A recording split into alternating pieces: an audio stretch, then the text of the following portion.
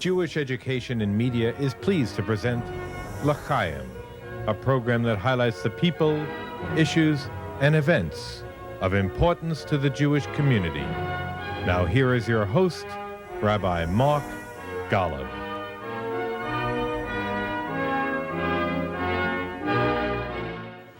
On L'Chaim, I'm very pleased to be joined now by a man who is doing wonderful, wonderful work on behalf of children in the state of Israel. It's an honor for me to be sitting with Dr. Chaim Peri, director for some 30 years of the Yemin Orde Youth Village, a community which literally has saved the lives of thousands of young immigrants to the state of Israel who are at risk.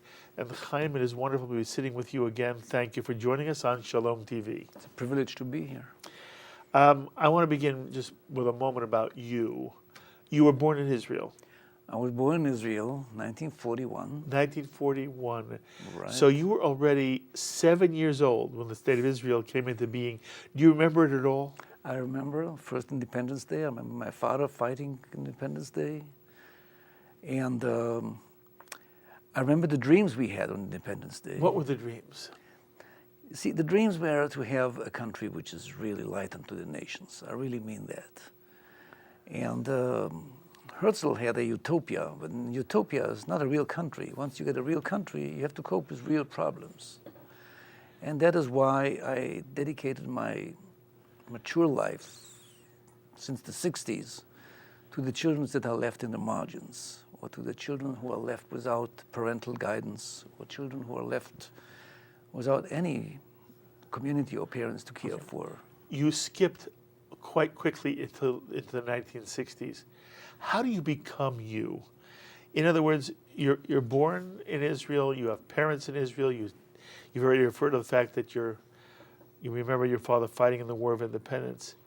But for you to care so profoundly, so deeply about children, that has to have come from somewhere, Chaim.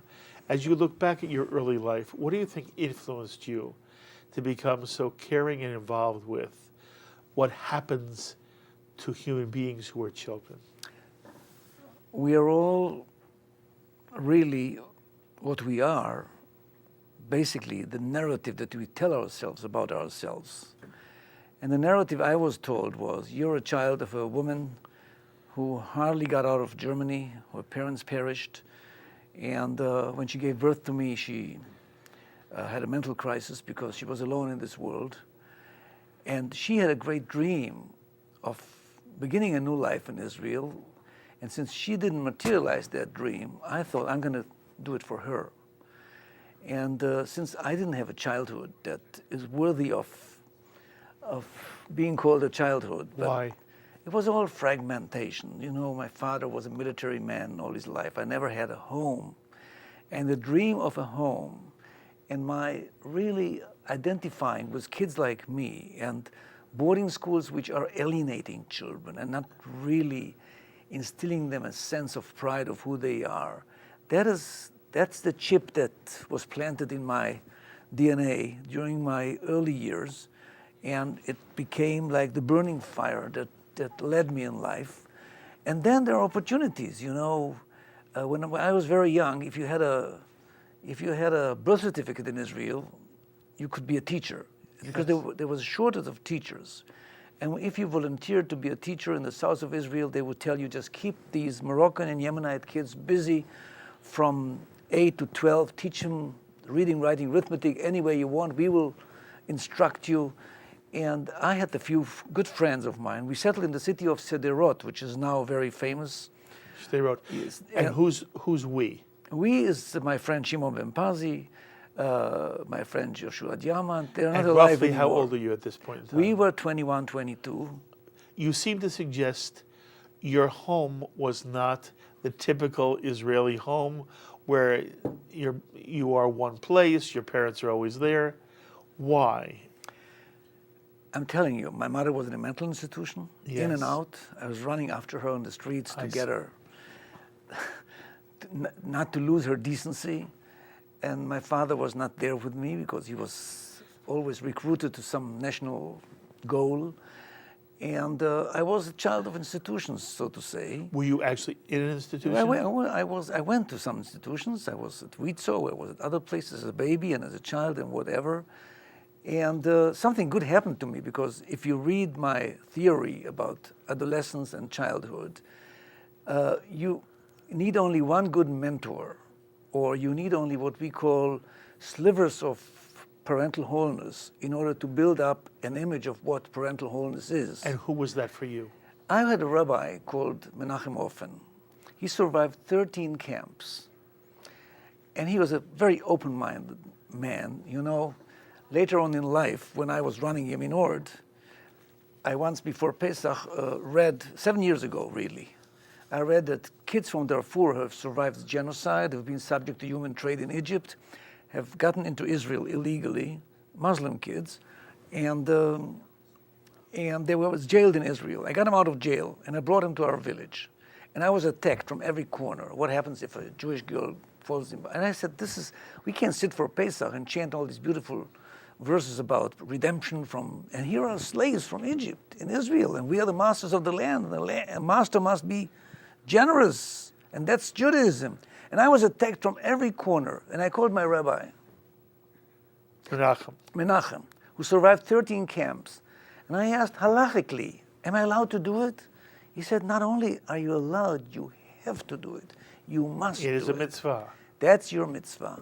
And it's really about expanding the boundaries for self-perception as Jews, to be universal Jews. I mean, not to inflict on others what was inflicted on us through. And this is how I educate. And these Muslim kids, they make better Jews out of us. You should see them. Some of them are like carved out of the rocks of Sudan.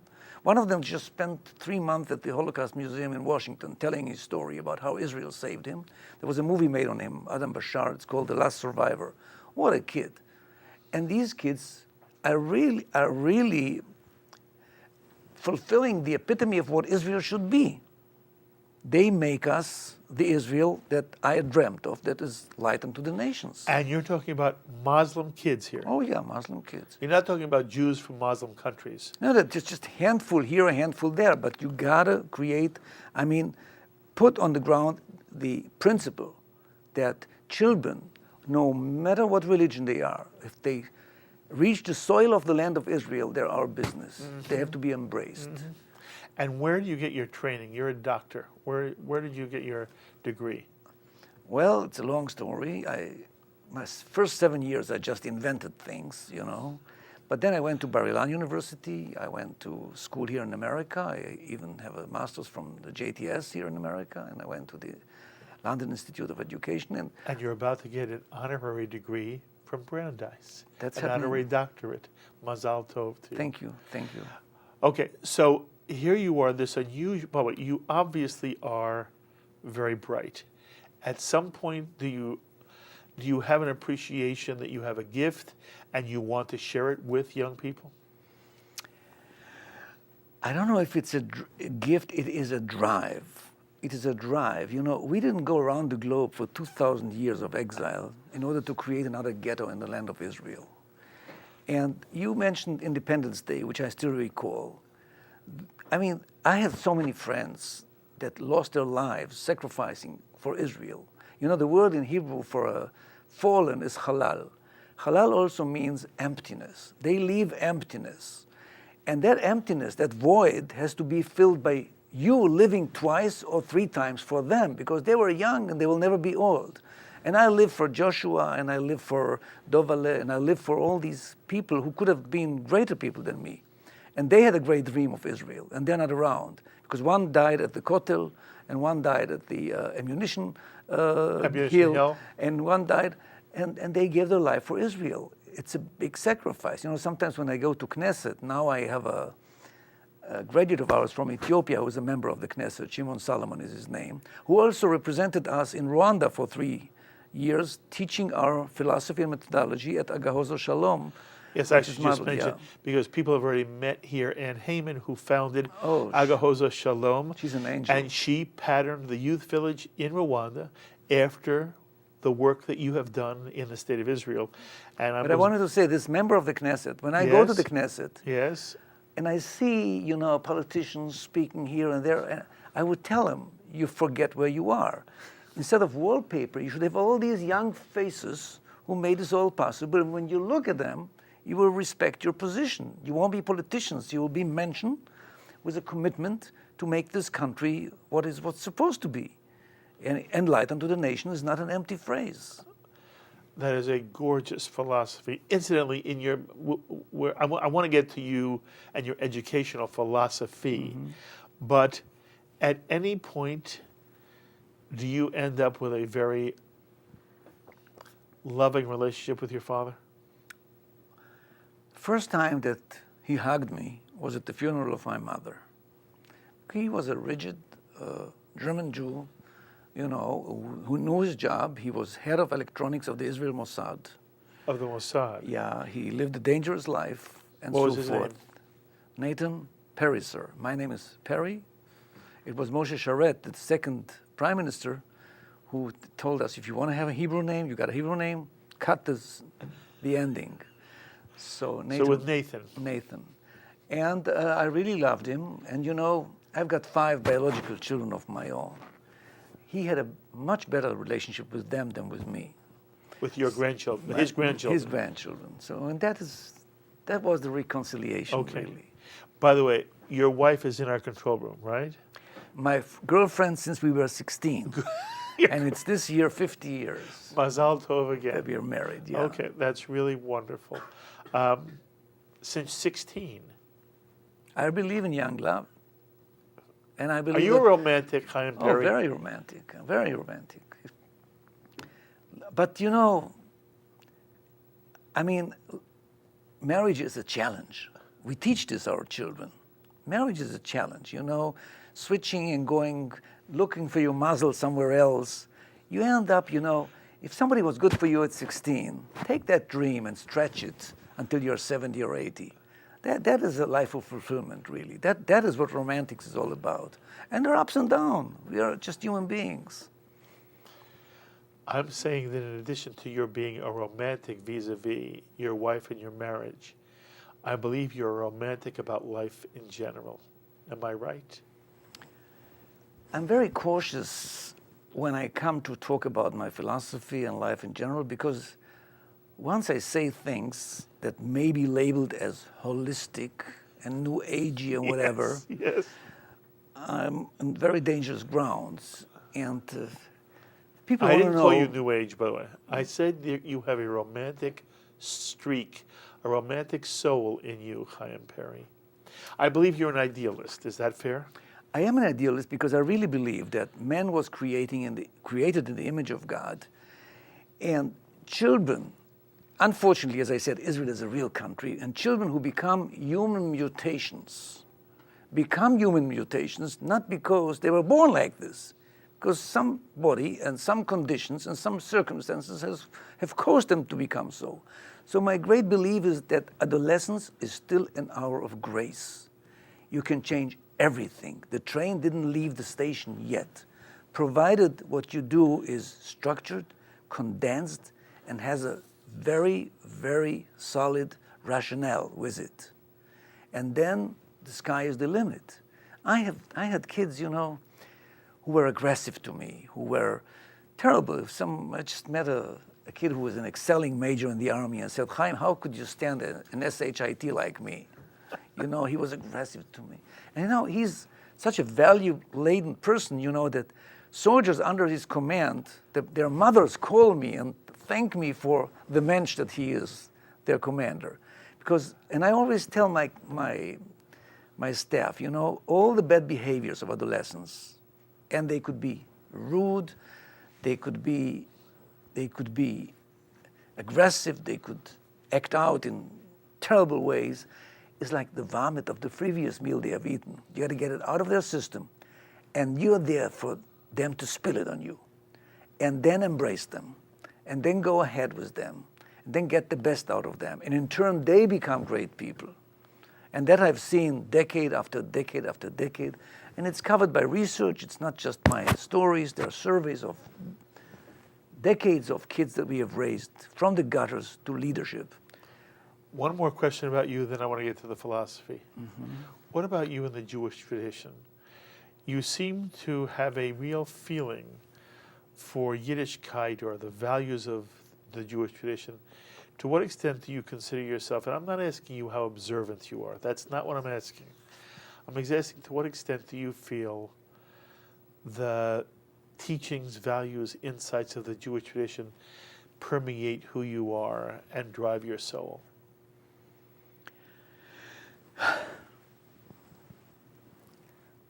As I said before, Israel cannot be a mediocre state, void of spirituality, void of the greatest aspirations that Jewish history has paved the way for.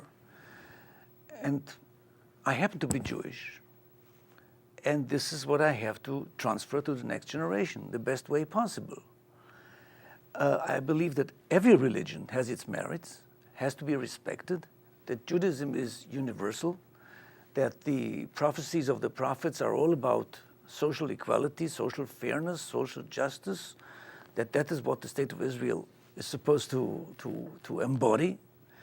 And the human beings that we get, who are still, in their formative age, they can fulfill it. I believe in Judaism in the broadest sense. I am Shomer Shabbat. I think Shabbat is the greatest gift humanity has gotten, and especially in the global world, and when you are bombarded by so many stimuli and conflicting messages all the time. I always refer to Shabbat as an enchanted island in time, which is an amazing thing. I don't think a human brain could have invented it. And I'm very content with my Judaism, and I think we are a link in a long chain, and we have responsibilities to the next generations. And our Yemin Orde, our village, and the other affiliate villages are really representing what Judaism should be. I just had a kid from Lvov who said to me, Russia. Lvov, Russia. He said to me, I don't believe in God. God wasn't there for me when I was in an orphanage. I said, I want to tell you a story about a sage from Lvov. And I told him about a certain sage who was an atheist and didn't believe in the Hasidim, were after him and whatever. And at the end of the day, before he died, he called the Hasidim to his bed, and they were sure that now he's repenting. And he said to them, the Talmud says that the worst heathen, the non-believers, don't even repent at their last breath. And he was 97. I want to prove to you that even this is not true. Now I'm repenting, and he died. This is Judaism, the dialectics, It is the sharpness. It is not thinking in conventional ways, but yet halacha has its strict boundaries, and I believe that is what has kept our identity. We get kids who hate God because God wasn't there for them. And the chokhmah is to plant God in their hearts again. My friend Eli Wiesel, whom I adore and love, he is a believing Jew. And how can we place ourselves in where he was? Or my teacher, Menachem Ofen, and all these. And I follow them, and I don't ask what is beyond the curtain, What is to you is to you. הנסתרות להשם אלוקיך והנגלות לנו לבנינו עד עולם. What is concealed is to Hashem. What we can rationally decipher is for us. And what I decipher is that Israel is a beautiful country, has a great potential. It is a haven and an anchor for all Jews in the world. And we have a commitment that children don't remain in the margins. And those who remain in the gutters, we make mention out of them. That is lovely. Okay, so lo and behold, you develop a philosophy called Derech Kafar, the village way. Tell me about Derech Kafar. Hillary Clinton, when she was first lady, has made famous the African proverb, it takes a village to raise a child, where we came with a methodology. How to take a school or a residential school or a boarding school and implant in it the characteristics of the old village of humanity before the Industrial Revolution, before the digital revolution, because we are hardwired in our DNA to simplicity. And kids, when they grow, when they come out of confusion, of chaos, of as I said before, bombarded by so many stimuli, they need these few years of grace where they can relate to the education environment in terms of the old village of humanity. Now, what we really do, and we refer to children at risk who come from brokenness, from a fragmented life, we have a few years to lead them to mature life. These few years must stamp them with wholeness. Wholeness. Wholeness. Take them from brokenness and stamp them with wholeness. How do you do that? We empirically have found out that there are 6 elements of content which, if you activate them and they are present in the children's present, in their psychological present, in their awareness at any given time, it creates that aura of cohesiveness which they feel. They feel we come from brokenness, yet here in this environment, in this school, in this village, in this boarding school, everything fits together. And these elements are described graphically by 2 lines and 2 circles.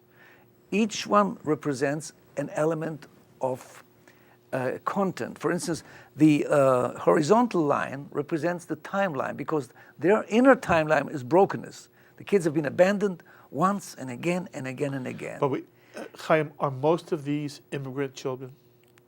First generation Israelis. First generation. Children from homes where parents are dysfunctional. Take the Ethiopian story.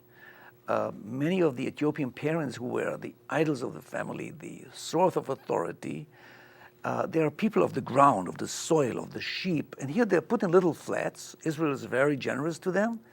But some of them would just climb on the walls with psychosomatic diseases because they don't speak the language. The roles have switched. The children know the language. The children would lead them to the clinic and to the insurance, national insurance, and do the things for them. They lose their authority, and it's a tremendous problem for us. They lose their identity as well, don't they? Yeah, and it is a great challenge for education. And so many of the children you work with are Ethiopian children who are now, quote, at risk. Yeah, but I'll let you know, in the 70s, most of my kids were Iranians because at the time of Khomeini, they escaped. And then at some point, they were mostly Jews from the former Soviet Union. And both to get put together. We have now kids from the Soviet Union and from Ethiopia and from South America and from others. And how do they end up with you? How would a child, boy, they're really an adolescent, how does an adolescent end up at the Yemin Orde Youth Village? Children from within Israel are funneled through various agencies, welfare, Ministry of Education, and whatever, who would fight for places for them, because we have a philosophy that says that every shekel or every dollar that could be put in rehabilitating a family shouldn't be wasted on taking the child out of the family, because the child should be part of the family, rehabilitated with the family. But when the family is destructive and the environment is destructive, we don't want them to be in a boarding school. We want to have, and that is part of my philosophy, we want to put them in de-institutionalized institutions. You want it to feel as much a home, village family as possible. It can't be a home. Our message to the kids is, I will provide you the next best to a home. There's nothing like a home. Okay, what's next best? You try me. Next best is an environment which is geared to fill in the major deficits in the lives of these kids. I'll give you one example. And it's a whole thing. Read my book. It's on Amazon. It's called The Village Way. For instance, one of the characteristics of these kids is they've been abandoned. We know from research, we know from experience, that kids who have been abandoned once, whose parents are dysfunctional, they, in their awareness, they know that tomorrow I'll be abandoned again. These people are just processing me, and at the end of the day, they're going to send me a message. Here's your certificate. We taught you everything you need, and now it's swim or sink, you're on your own. Kids like this maintain the insights and the skills that they've accumulated before coming to us, and they really don't focus on transforming their personality, on character building, on studying, because they know tomorrow I'll be in the cold again, and I'll need to be aggressive, I'll need to act according to the rules of the street. So one of the things that we do is changing that chip. You will never be abandoned again. You know, how do we do that? It is true to the core. How is it true? First of all, in every village of ours, we have a whole section which is the home away from home. And the message sent to the kids is, you decide when to cut the umbilical cord and go on. We'll never tell you now, you graduated, you go. Chaim, do kids actually live in this village? Oh, yeah. Okay. They have their own room? Their own rooms. They make friends with other kids in the village? Oh, yeah. Okay. And you're saying... It's like a kibbutz of children. That's right. And they decide when it's time to leave? They decide, no, but there is a trick here. You know, I was asked by great researchers of education, how can you provide such conditions in a it's a very expensive program, because you don't tell them to leave. I mean, every year 100 new ones are coming, so what do you do? And I said, my great revelation in 3 decades of running this place this way was that maybe 1 out of 20 will actually stay. Because they see that we do weddings on campus, we sign mortgages if needed, we will do counseling, we'll help legal help, we'll do everything that you need, but 1 out of 20 will actually come and cash the check. Mm-hmm. The others will call you from army or from college and say, Chaim, I don't need you. I ponder, what are they really saying? They're saying, I need you to tell you that I don't need you. I'm a regular kid. I know you're available. And what counts is the availability. And it's not an expensive program. It's Menschlichkeit, you know? It's a connection for life. So for every built-in failure of the system, we provide the answers. And now in America even, people who are disillusioned with the foster home system and boarding school system, some are Dickinsonians, are looking at what we have, because we didn't invent the wheel. It were great Israeli educators, great names like Eugen Michaelis and Dr. Siegfried Lehmann, who was a pediatrician from Berlin who started a village like this. They were all great minds in education. They created that philosophy. I am just updating it. I'm making the adjustments for the 21st century. And I've got a line of young educators following me.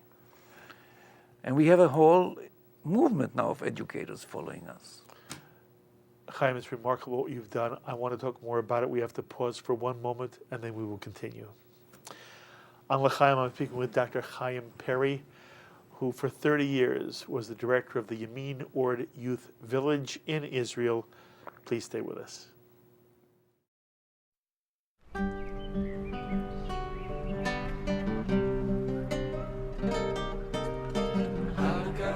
Yemin Orde is just a place in Israel. You could best describe it as a kibbutz of children. But the children that live there and are educated there are different than most of the children of the country. Yemin Orde's kids are mostly first-generation Israelis, or kids whose parents are first-generation and could not provide them with the environment that will nourish and develop them and make great people out of them. And it's our commitment to get these kids, to give them a better life. Yemin Orde has been here since 1953, and we had kids from Iran, from Ethiopia, from Russia, even kids from Tibet for a while, from England we had, and from Israel. If you look at the kids, you can see that a lot of them come from a certain kind of brokenness. Most of them are from a very low socioeconomical standard, broken families. How do you take all these problems and help them develop in the future? Yemin Orde is about taking kids from survival to leadership, not less. Transform them so they make Israel a better place.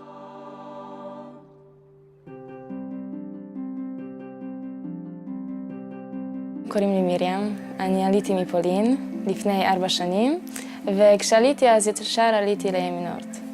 אני זוכרת שהגעתי לכאן וזה היה לי קצת נראה כמו ג'ונגל כזה, מקום כזה ממש ירוק ואהבתי את זה. והאנשים ממש מחייכים, וזה היה לי מאוד מוזר, כי, לא יודעת, כזה חשבתי, בסדר, אבל למה אתם כל כך אכפת להם? הרגשות הראשונות זה שהרגשתי כזה ממש אהבה. אנחנו מנסים לעבוד עם הילדים בדרכים שהן שונות מהדרכים הקונבנציונליות, שמאפשרות לילדים שמתקשים בלימודים, או שיש להם קשיים רגשיים או התנהגותיים כלשהם, למצוא את עצמם בדרכים אחרות.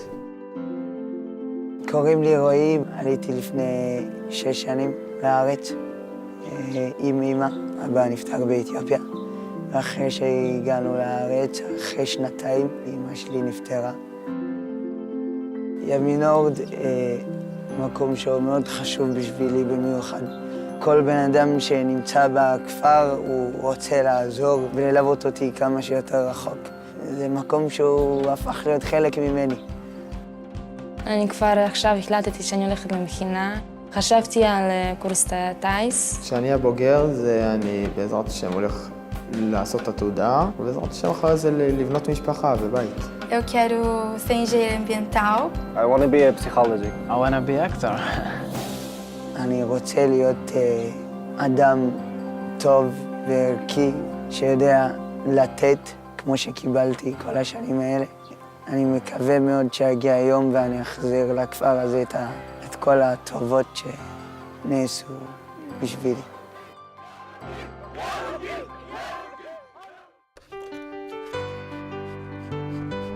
החוויה שהייתה לי מימין אורד היא עד היום. נותן לך ערכים מסוימים שאחרי זה אתה כבר מגבש והולך איתם, כאילו, מטמיעים בך הרבה דברים. עוד יבוא שלום עלינו, עוד יבוא שלום עלינו, עוד יבוא שלום עלינו ועל כולם. הרגשנו תחושה של בית. אמרתי שתמיד הייתה הרגשה שגם אחרי שעזבנו את הכפר, שיש מקום לחזור אליו. גם כשעזבנו את ימין אורד והתחלנו ללמוד באוניברסיטה, אז נתמכנו כלכלית על ידי ימין אורד, והבסיס והביטחון הזה, זה הייחודיות של המקום. ימין אורד באמת זה הבסיס, כאילו. אם יש לך את הבסיס, כל השאר זה השמיים, זה הגבול. We are a Yemin Orde family, Yemin Orde community. We celebrate the Ethiopian holiday and we eat Ethiopian food. We celebrate at Yemin Orde the birthday of Alexander Sergeyevich Pushkin, the great Russian poet. Why? Because his great-grandpa was Ethiopian. So we have Ethiopian dancers and Ethiopian kids reciting Russian poetry, and and everybody feels that his culture is part of the celebration here. So it's hooking up with what they consider their parents' and ancestry culture, and it's sort of flowing into what Yemin Orde is, and it's becoming one entity in one harmony, and that's me. As coisas que a gente aprende aqui são coisas que a gente leva para a vida inteira. Dividir e de cultivar e de conviver de uma forma passiva, essas coisas que definem quem a gente é. 1,000,000 רוסים, ילידי רוסיה, עלו מברית המועצות. רבים מהם לא יכולים להגיד את מה שאני יכולה להגיד. אני מרגישה חלק אינטגרלי לגמרי בלתי נפרד מההוואי, מהתרבות הישראלית. ישראלית לכל דבר. צבא ולעשות להיות כמו כולם. זה היה מין הגשמת חלום גם בשבילי. We create an educational environment which has all the ingredients for a child to flourish. And that's what we want for every educational environment. Our mission is to get the spirit of Yemin Orde, its achievements and its methodology to as many places in Israel and in the world. Because the banner we have raised is about the quality of the educational environment. Sometimes I make the kids look down on Mount Carmel and open up Jeremiah, and it says, I'm alive, says God Hashem, just like Mount Carmel flows down to the sea. And they stand there and they tell themselves, my forefathers have dreamt about this, but this is happening to me. So I'm not just a 14, 15, 16-year-old kid. I'm an eternal human being. All the dreams are being fulfilled through me.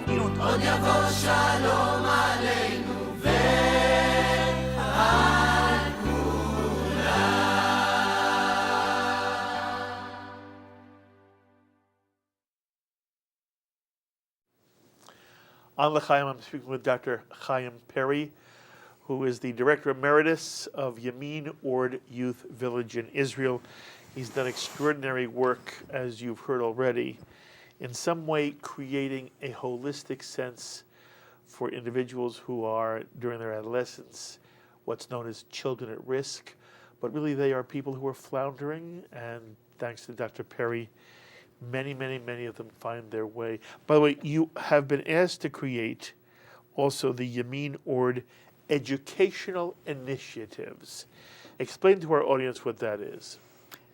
Since I really believe that education must lead society and not be dragged behind. Lead society. Lead society. And in my years in education, I've learned that the solutions will not come from the politicians and will not come from the bureaucrats of the various ministries. It has to be created on ground.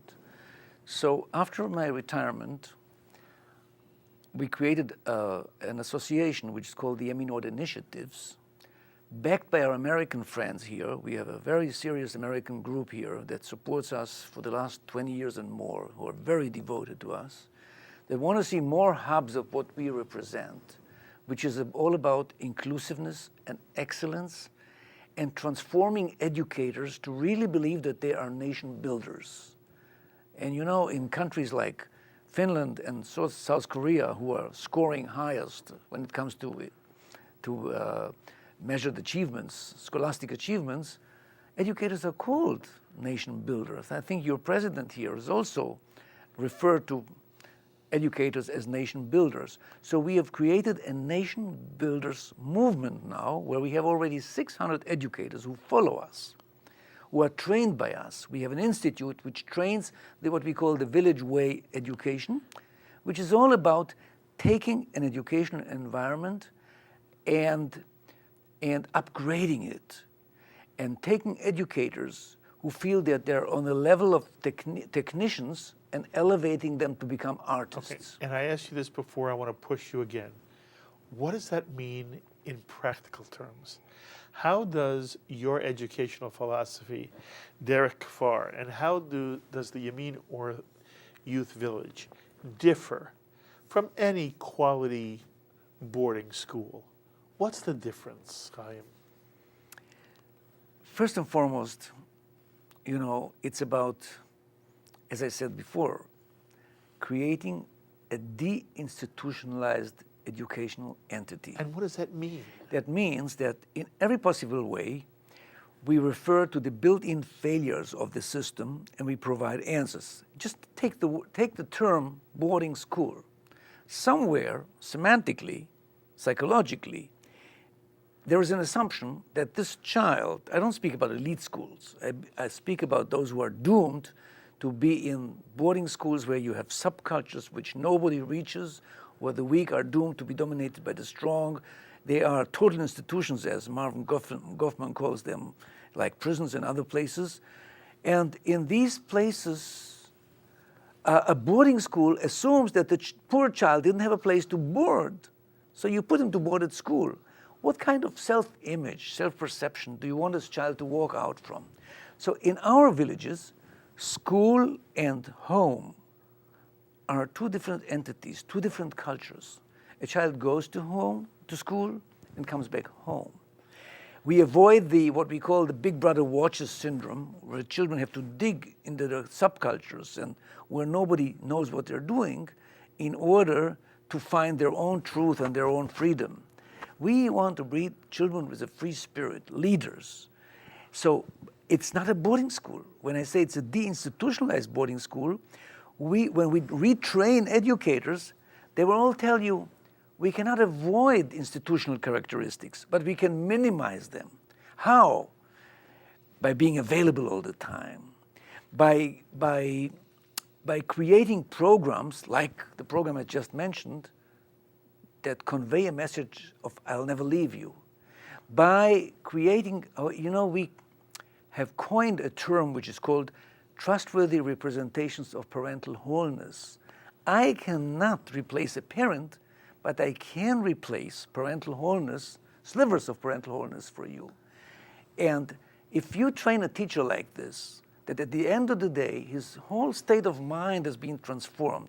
And when he teaches a child to solve an equation in math, and the message conveyed is not, if you don't solve it, you get an F, or you fail, whatever. No, the message is, I'll fail. Because in our relationship, you know that I have already told you that there doesn't exist a brain that cannot solve an equation in math. If you don't solve it, I did something wrong. And you should see how this elevates the effectiveness of the learning process.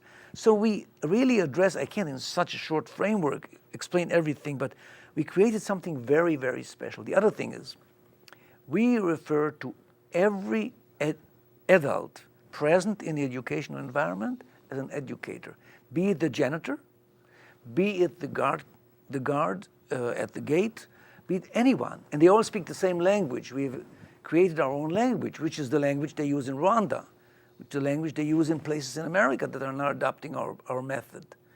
We don't only say that the kids are committed to tikkun olam, which means caring for those who are less fortunate than them.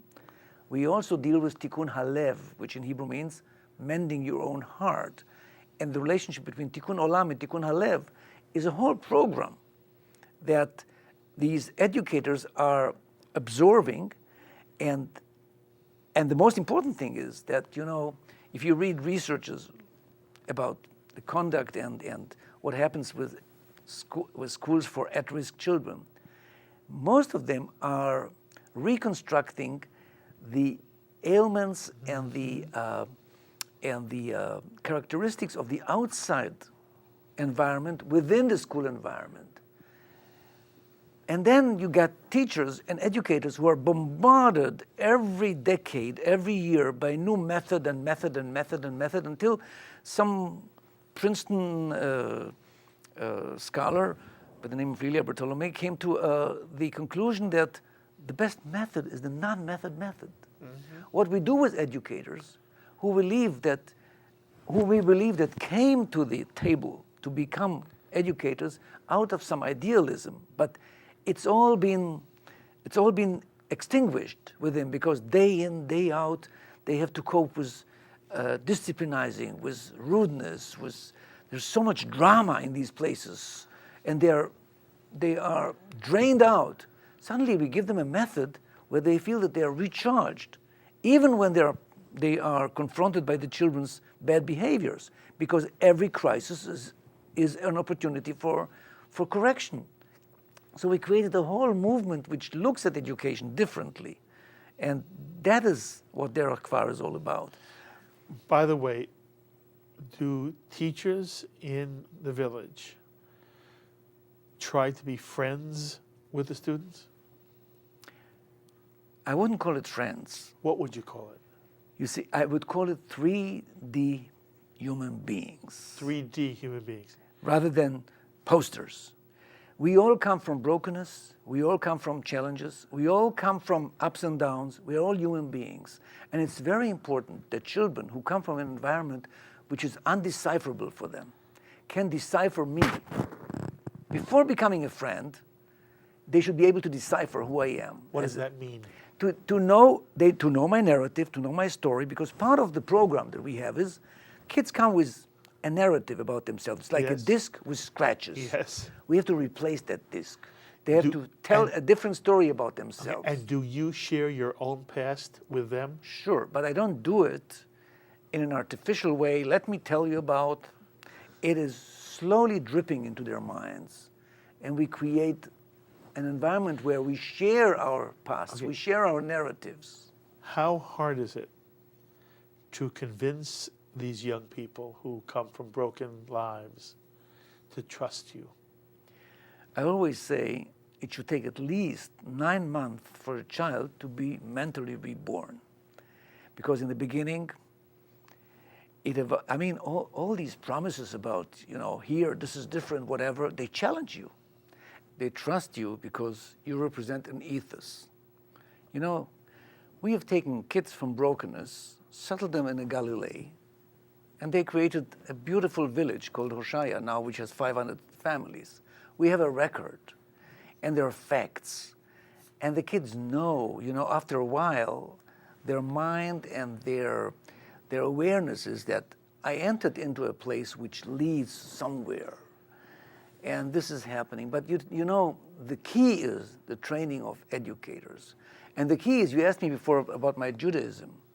I've learned a lot from Judaism, from great Jewish minds, It was Rabbi Joshua Heschel who lamented that the sublime is out of education, And I really believe that you have to, and I don't know if it's in line with American policies, God and church, God and state, but we really believe that we have to plant a God in these children's hearts. And not only that, feel for it. We have around our synagogue, we have birdhouses, on which one there's a little prayer from the Kabbalah, which is the prayer of the birds. And we tell the kids, you don't want to pray, just feed the birds. At the end of the day, they look back at it, and it's a religious act. But it's not a religious act in the normative sense. But we have learned to retrain people in accordance with great minds in Judaism. And by the way, we don't train educators how to do what. They study texts. I'll give you an example. They study Buber, I, thou.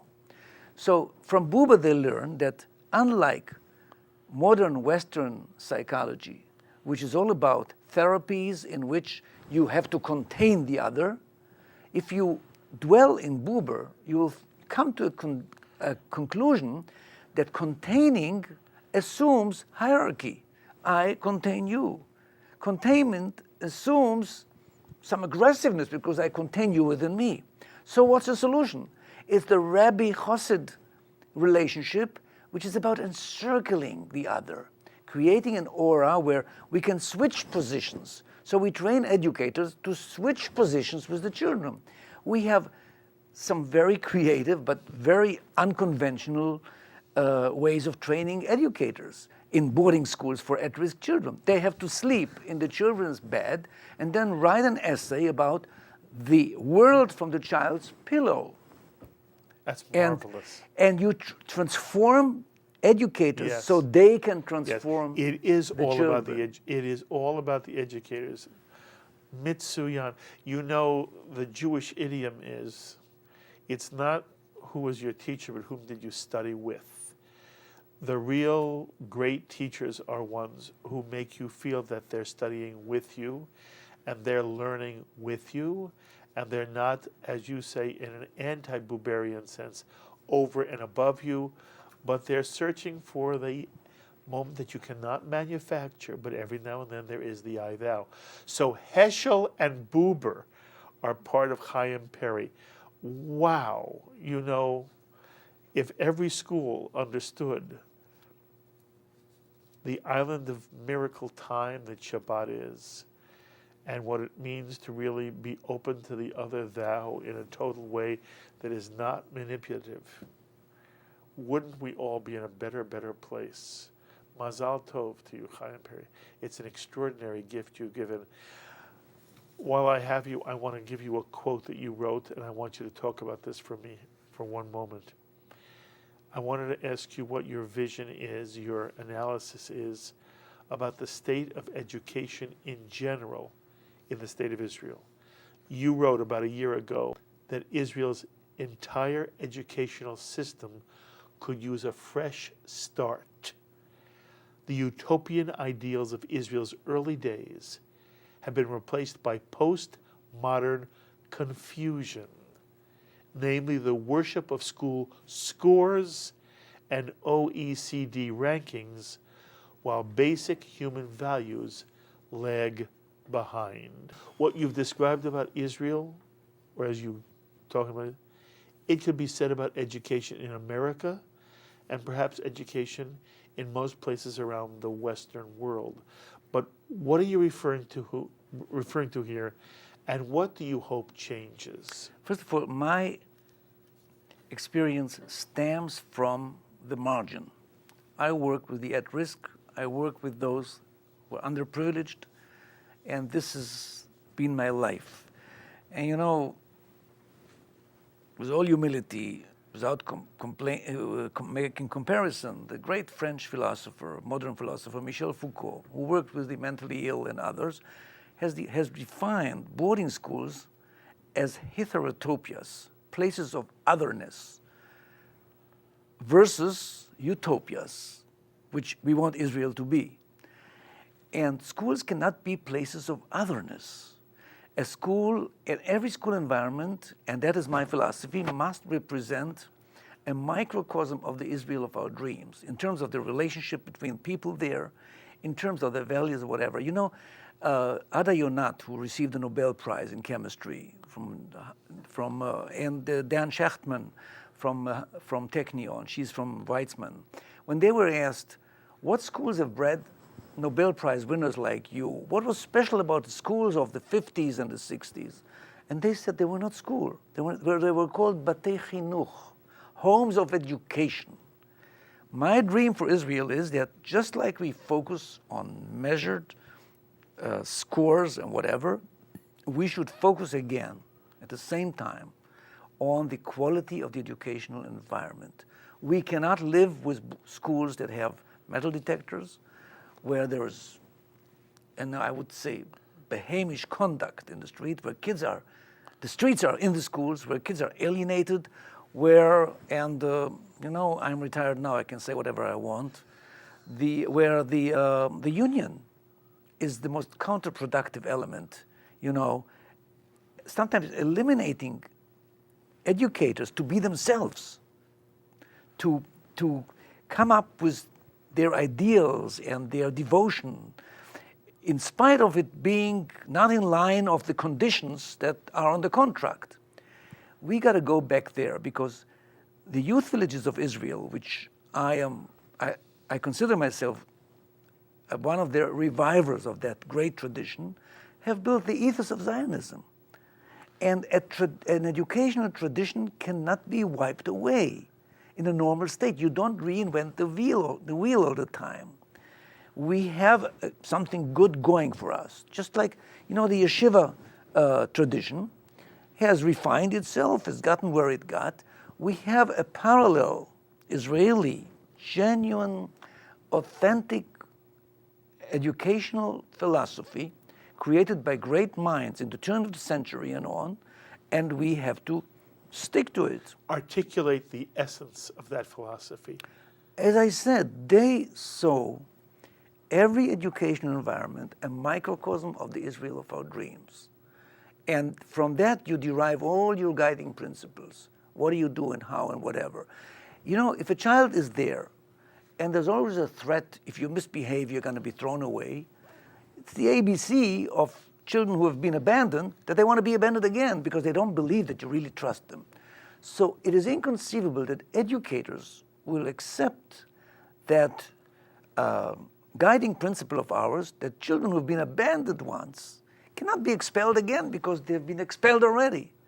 And people would say, if this is your commitment, they can get away with murder. And to that we will answer, a child will find himself somewhere else if he or she jeopardizes the safety of another child, and we can't cope with it. But until then, everything must be done not to create moving sense for the kids, you know, another transitional stage and another transitional stage, no. It has to be stability. We have one Jewish little state, so we don't even have our final borders. We need a strong people. We need kids with stamina and character. And indeed, I'm proud, you know, if you take our Ethiopian kids, some of them arrived without reading, writing, arithmetic. Only 2 weeks ago, on Independence Day, at Chaim Peri's residence, where he accepted from all the battalions of the military in Israel, the soldiers that excelled as combat soldiers, there were 4 of our kids, 3 boys and 1 girl. And you can't play with statistics.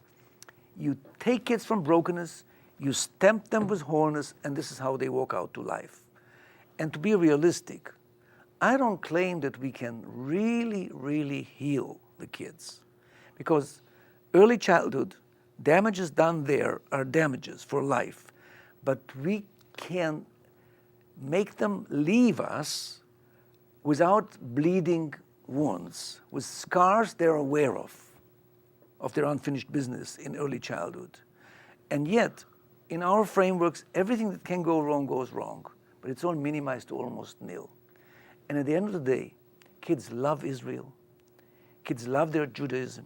Kids love who they are. Kids love even their Muslim peers who are from Darfur who are there because it makes them greater Jews. They love it because they see the greatness and the tam of our survival, because we didn't survive in order to create another Middle Eastern mediocre state. And kids who are in the margin are going to drag us into a mediocre state. And I don't speak about the schools and the children whose parents are breathing on the necks of the teachers, the PTAs or whatever. We have it in Israel. They are doing fine. I don't worry about them. I worry about the thousands of at-risk youth. And if in that there is a message to the world, there is a gospel really, a light from Eretz Israel, light unto the nation, and it works outside Israel, it's the greatest reward I could have had in my life. Chaim Peri, you are the best of the state of Israel, and you're the best of the Jewish people. I always love listening to you, talking to you. I love you very, very much. I wish you kol tuva hatzlacha, many, many more years of creativity and strength and success. You, your wife, your children, your grandchildren. And I hope from time to time you'll let me come visit you in Israel, and you're always welcome at this table. Toda rabah. Thank you, and thank all those who follow us and make it what it is. It's not a one-man show, not a one-man orchestra. Thank you. The thoughts of Dr. Chaim Peri, a remarkable human being who for 30 years was the director of the Yemin Orde Youth Village. He continues to do outstanding educational work in the state of Israel.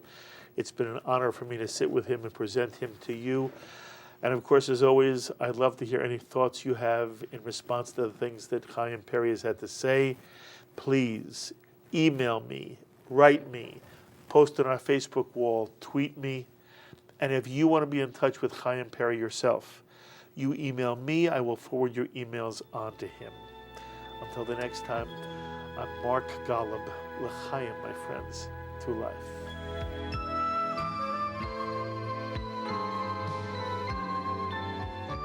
We would be pleased to send a complimentary DVD of this program to anyone who wishes to support Shalom TV with a tax-deductible gift of $36, double chai or more, to the nonprofit organization Jewish Education in Media. Simply visit the Shalom TV website homepage and click on the Donate button to make a donation by PayPal or your credit card. And please indicate the program for which you would like a DVD. Or you can send your tax-deductible check made out to GEM, Post Office Box 180, Riverdale Station, Bronx, New York, 10471. And again, please remember to indicate which program you would like to receive on DVD with our compliments.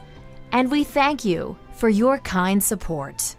L'chaim is a presentation of Jewish Education in Media.